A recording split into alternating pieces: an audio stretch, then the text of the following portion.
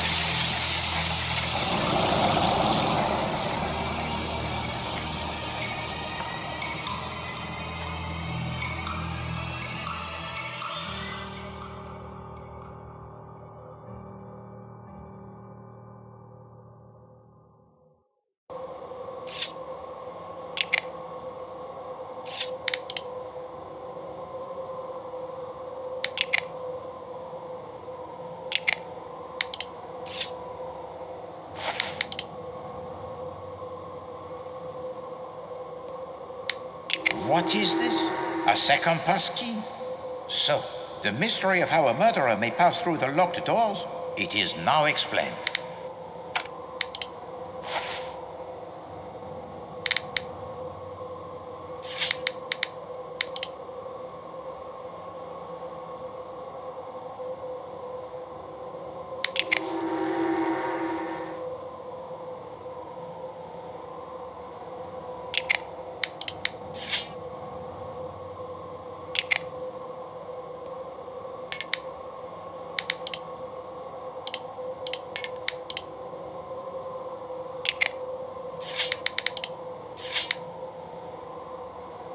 I can't get them. Those don't work.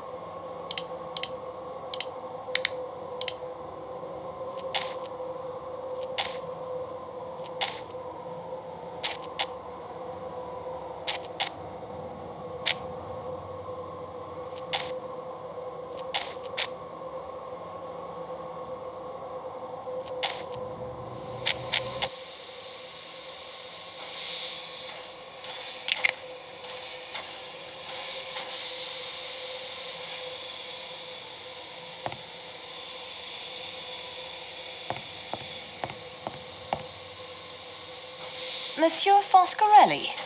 Ah, signorina. I have been told you aid the great Hercule Poirot in his investigations. I will help you in any way I can. May I have your passport, please? Of course, of course. Here you are. You are Antonio Foscarelli. I see here you are a naturalized American citizen. Yes, signorina. It is better for my business. I am, as you can see, a salesman of motor cars. I do big business. I am up to date. I understand salesmanship. What do you smoke? A pipe, cigarettes, cigars? Cigarettes only. You travel frequently to and from the United States? Yes, for the past 10 years or so. Did you ever come across Monsieur Ratchett? Never, but I know the type. Oh, yes. It is very respectable, very well dressed, but underneath it is all wrong. I should say he was a big crook. I give you my opinion for what it is worth. Your opinion is quite right. Monsieur Ratchett was Cassetti, the kidnapper. What did I tell you? I have learned to read the face. It is necessary. Only in America do they teach you the proper way to sell. Please tell me your movements last night after dinner. With pleasure. I stay here in the salon car for a while. It is more amusing. I play cards with the American gentleman who sells the typewriter ribbons. We talk shop. Afterwards, we retire to my compartment and play the cards some more. And talk more shop. That one, though, he is not the salesman Foscarelli is, I can tell you. Do you remember the Armstrong case? I do not quite remember, but yes. The name, it was a little girl, was it not? A baby, una bambina. Yes. Ah, well, these things, they happen, even in a great country like America. Have you ever come across any members of the Armstrong family? It is difficult to say. I see so many people, you understand. I'll give you some figures. Last year alone, I sold, Please, monsieur, confine yourself to the point. with great pleasure. What time did you go to your compartment? Oh, it was early, 8:30 or so. What time did you stop playing cards in your room? Not yet 10 o'clock. That stuffed shirt of a valet who shares the compartment with me came back from attending his master. A miserable people, the English. Not sympathetic. He sits in the corner, very stiff, reading a book. Mr. Hardman and I, we lose our taste for the cards, and Mr. Hardman, he goes off to his own room. The attendant makes up our beds. What time did you go to bed? I lay on my bunk for a while. The Englishman has, I think, the toothache. He gets out a little bottle of stuff that smells very strong. He moans and groans. I drop off around 10:30. Whenever I wake, I hear him groaning. Do you know if Monsieur Masterman left the room at all during the night? I do not think so. If the door opened, the light from the corridor, one wakes up automatically thinking it is the customs examination at some frontier. Did Monsieur Masterman ever speak of his master? I tell you, he did not speak, even to introduce himself. He was not as sympathetic, a fish. Good day, monsieur.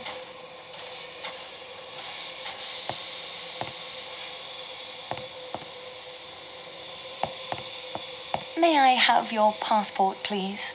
Oui, mademoiselle. You will find it in room 1-2 in the Athens-Paris coach. What can you tell me of your movements after dinner?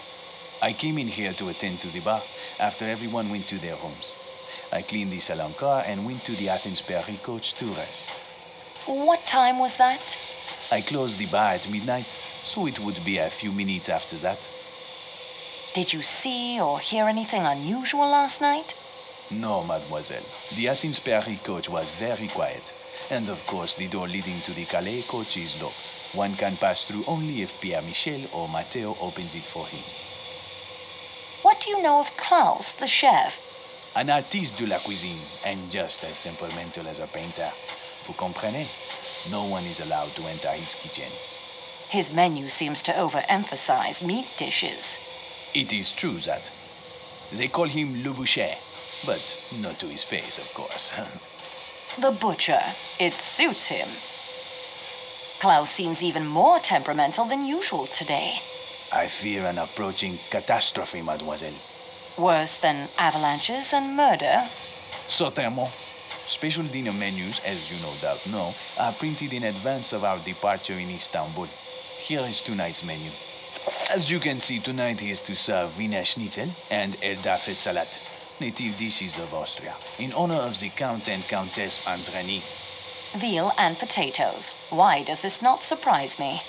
But so many have asked for the salads, almost in defiance of Chef Klaus, and the porters have failed to put aboard enough vinegar and olive oil for the Eldafe Salat. Klaus is in a rage. The embarrassments will be too much for him. What do you know of Klaus's movements last night? As usual, he stayed in his precious kitchen, preparing his pastries and sauces for the next day's meals. He passed through the salon car a few minutes before midnight in a rage because one of the steak knives is missing. Passengers will take anything as a souvenir if it is not bolted down. Why, the things that have gone missing on this trip would astound you. But perhaps they were not all taken as souvenirs.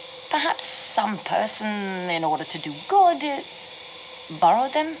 Mademoiselle, forgive me, but I do not understand what you are talking about. Let it pass. What did Klaus do after he entered the salon car? Nothing. We went together to the Athens-Paris coach.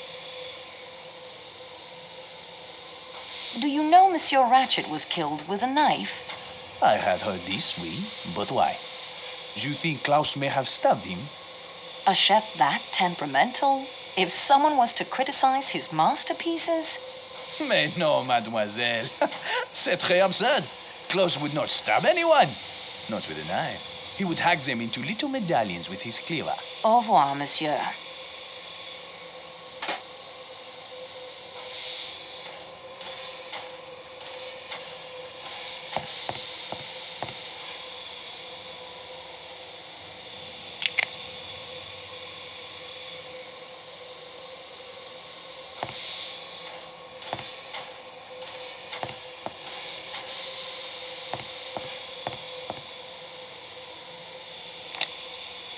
What they say about the chef is true. This buffet is a carnival's dream. Sterling, very appetizing in other circles.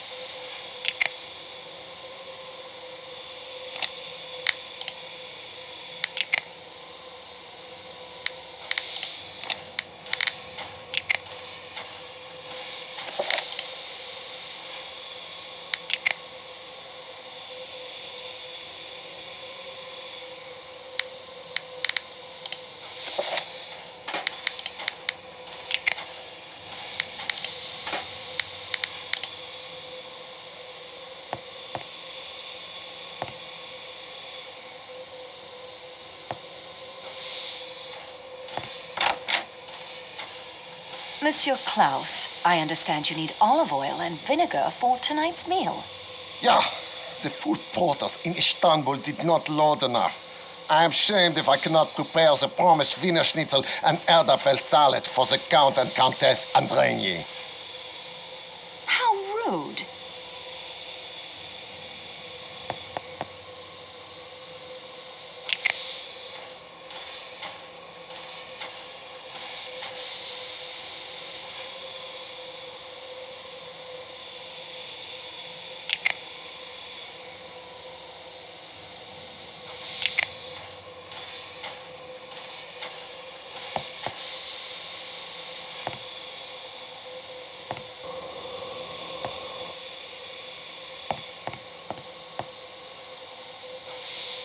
Salonika olive oil, a keg of green.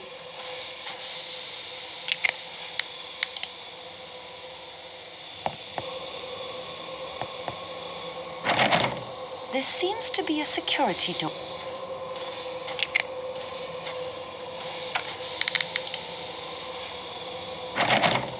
That key doesn't fit the lock.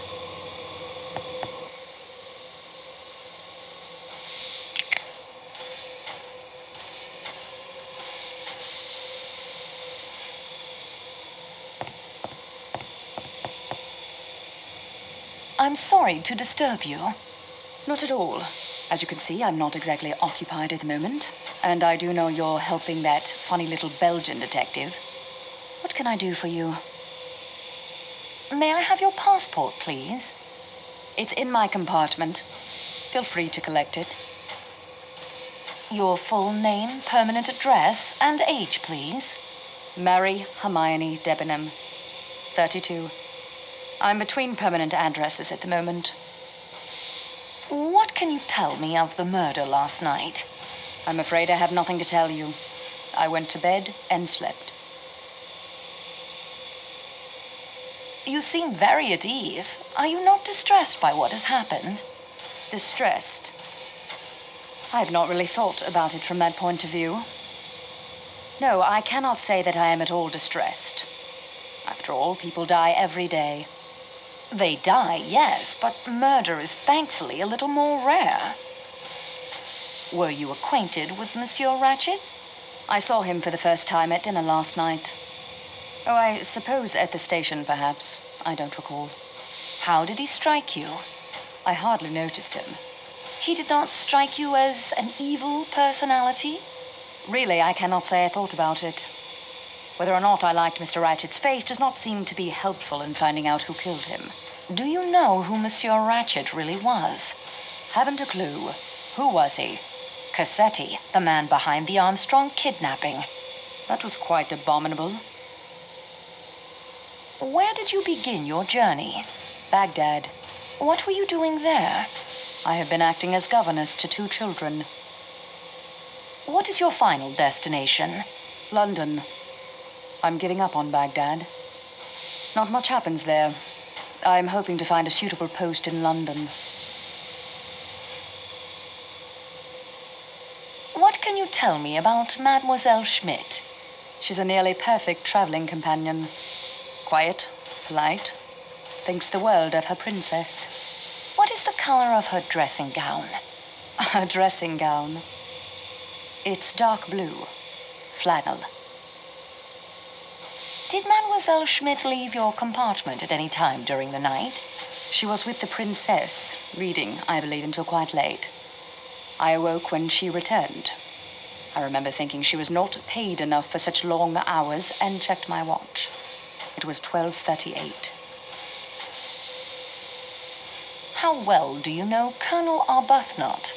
That's a very impertinent question, and I'll not answer it. Au revoir, Mademoiselle Debenham.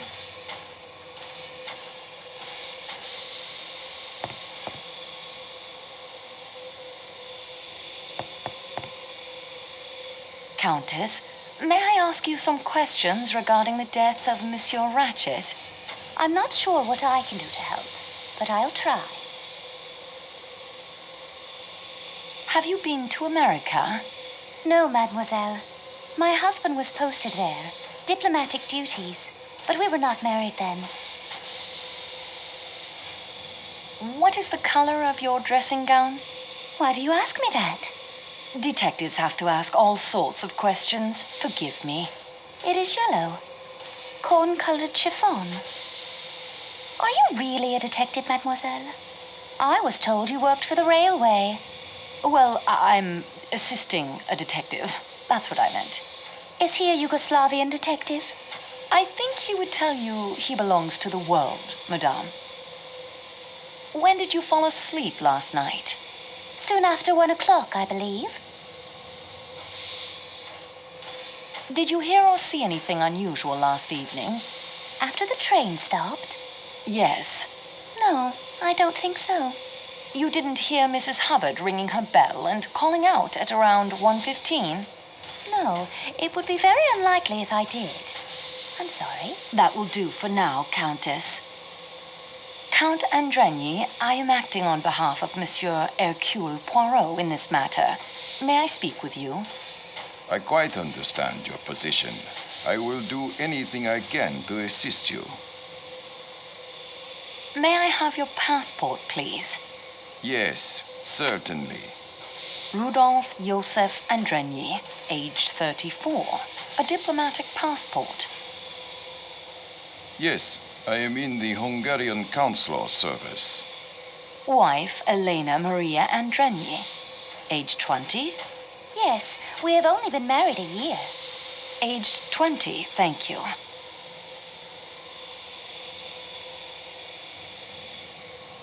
Are you aware of the identity of the deceased, monsieur? If you want to know his name, surely it is in his passport. The name on his passport is Ratchett. That is not his real name. He is in fact Cassetti, who was responsible for the kidnapping and death of a child in America. Ah, that certainly should throw light upon the matter. Have you been to America, Monsieur Leconte? Yes, I was in Washington for a year. Extraordinary country. Did you know the Armstrong family? The kidnapped victims. Yes. Armstrong. It is difficult to recall. So many diplomatic functions. So many hands to shake. I cannot recall. I'm sorry. Can you tell me how you spent the evening after dinner last night? We had my wife's compartment made up while we were at dinner. On returning, we sat up in mine playing piquet. At about 11 o'clock, my wife retired for the night. The attendant made up my compartment, and I also went to bed. The sudden stop of the train awakened you? Naturally. I learned from the attendant of the avalanche, then went in to my wife and comforted her. When did you return to your own compartment? Well, I didn't, actually. That is to say, I did not like to leave my wife alone after the shock. We passed the remainder of the night together. Other than the train stopping, did you notice anything unusual? No, I don't think so. I dropped off to sleep sometime before 2 a.m. and slept through until this morning. You didn't hear the commotion in the compartment next to yours? The American lady who occupies it had quite an attack of hysterics and rang repeatedly for the attendant. When was this? At approximately 1:15. No, I'm afraid I didn't notice. Do you smoke, Monsieur Leconte? The occasional cigar only. They are always offered to me, you understand, but I do not much like them. Merci, Monsieur Leconte.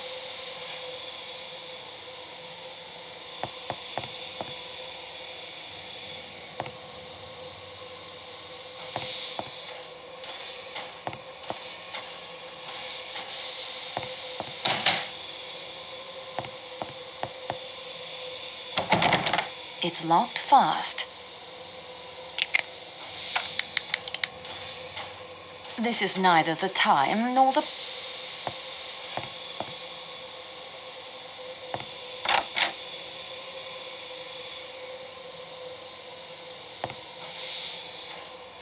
Yes, miss? Monsieur Masterman, Yes. my name is Antoinette Marceau. I'm assisting Monsieur Poirot in his inquiries. Yes, the attendant has explained that to me. The service is quite good, I must say.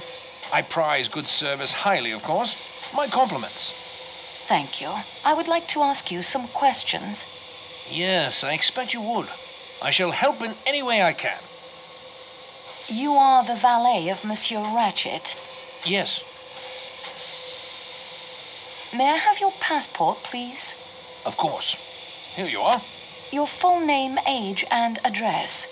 Edward Henry Masterman, 51. 21 Friar Street, Clerkenwell. When did you last see Monsieur Ratchett?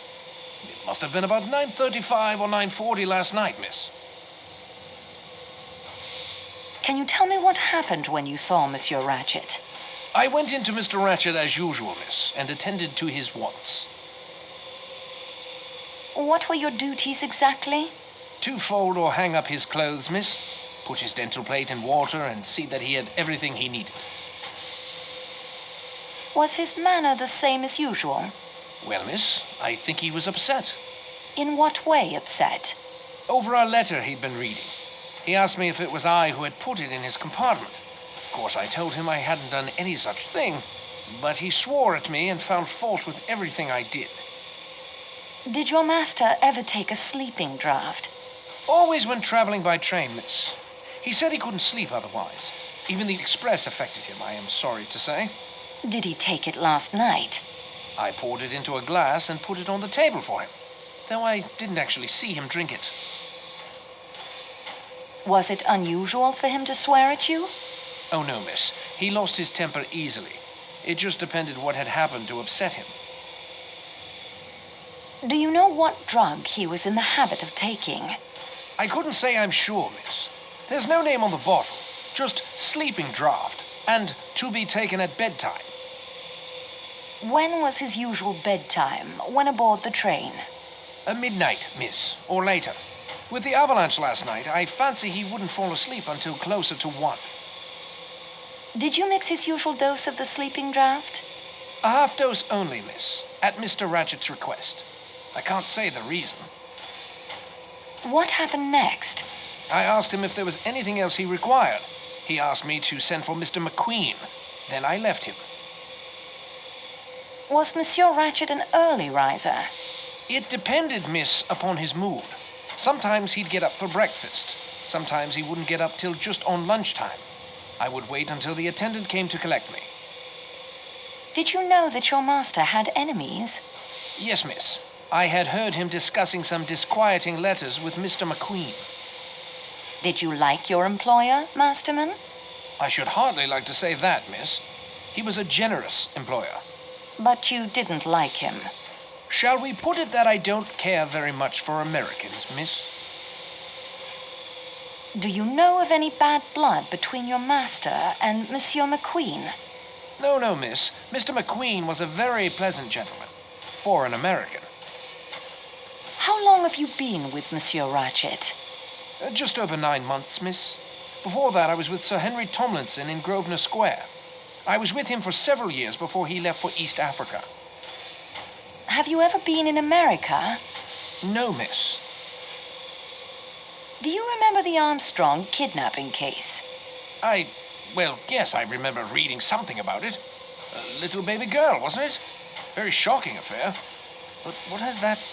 Your employer, Monsieur Ratchett, was the man behind the kidnapping. I'm at a loss for words, miss. I can hardly believe it. Are you a pipe smoker? No, miss. I only smoke cigarettes. Gaspers, miss. What did you do after leaving your master? I told Mr. McQueen, miss, that the master wanted him. Then I came along here to my compartment and read.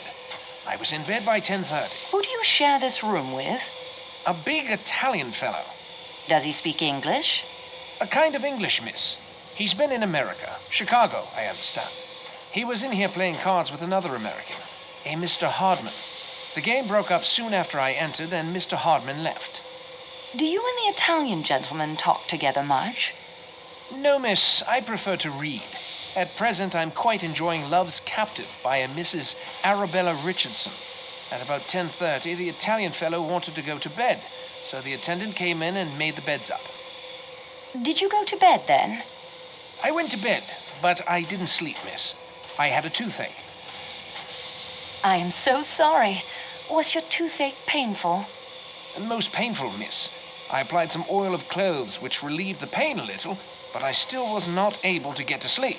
I turned the light on over my berth and continued to read, to take my mind off of it, as it were. You did not sleep at all? I finally dropped off about 4 this morning. Did the Italian gentleman sleep? Him? Oh, he snored. I confess I envied Mr. Ratchett his sleeping draught, miss. Did your companion leave the compartment at all during the night? No, miss. Did you leave the compartment at all? No, miss. Did you hear anything during the night? I don't think so, miss. The train being at a standstill made it all very quiet. Au revoir, monsieur.